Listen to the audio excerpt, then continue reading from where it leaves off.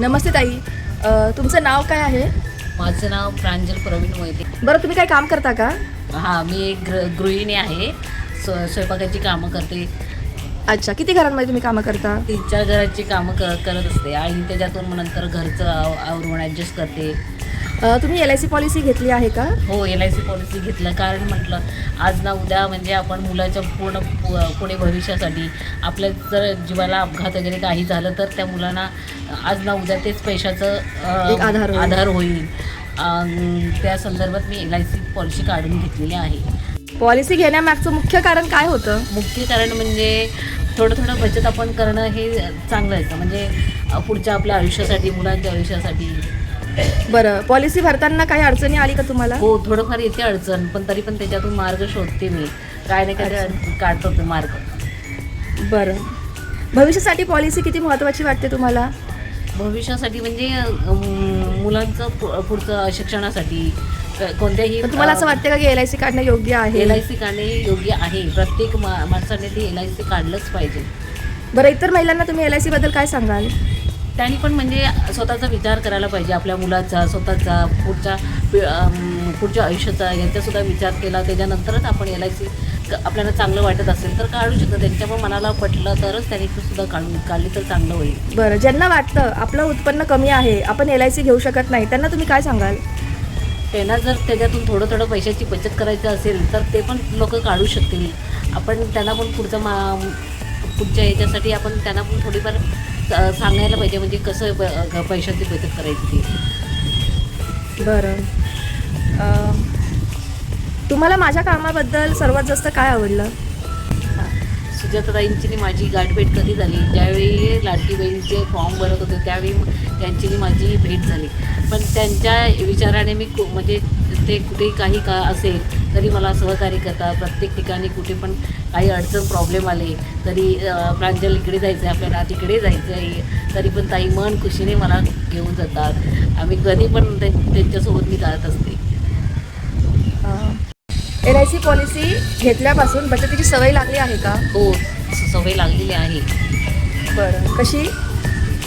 थोडं तरी त्याच्यातून खर्चाचं याच्यातून थोडं बचत करतच असते.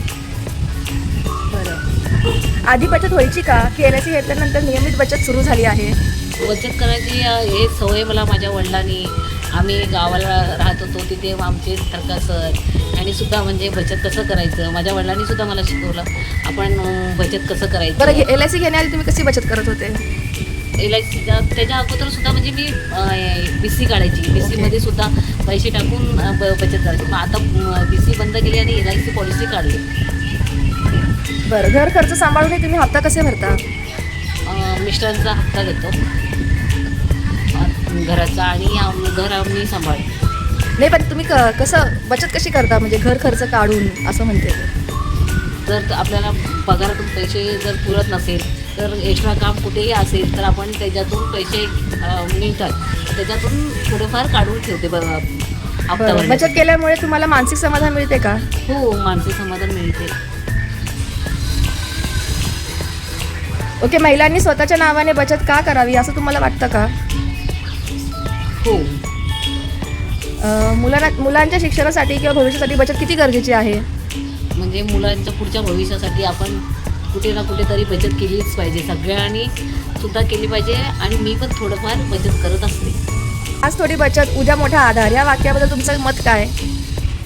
आत्ता जर आपण म्हातारपणाच्या अगोदर आपण थोडंफार बचत केला तर नंतर आपल्या म्हातारपणाला ते पैसे उपयोगी पडतात. बरं, आजच्या महिलांना आर्थिकदृष्ट्या सक्षम होण्यासाठी तुम्ही काय सल्ला द्याल? प्रत्येक स्त्रियांनी घरात बसण्यापेक्षा बाहेर जर आला तुम्ही, बाहेरमध्ये काय घडतं काय नाही घडतं, जर घरी बसलात तर त्याच्या माध्यमातून तुम्हाला काही माहिती मिळणार नाही.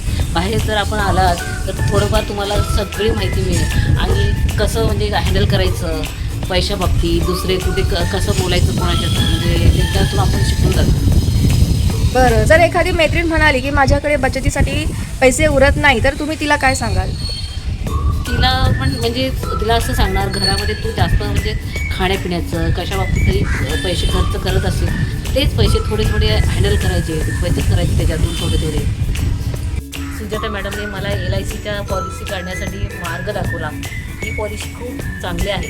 तुम्ही पण तुमच्या कुटुंबाच्या सुरक्षित भविष्यासाठी सेवेसाठी विचार हा नक्की करा आणि LIC पॉलिसी नक्की काढा.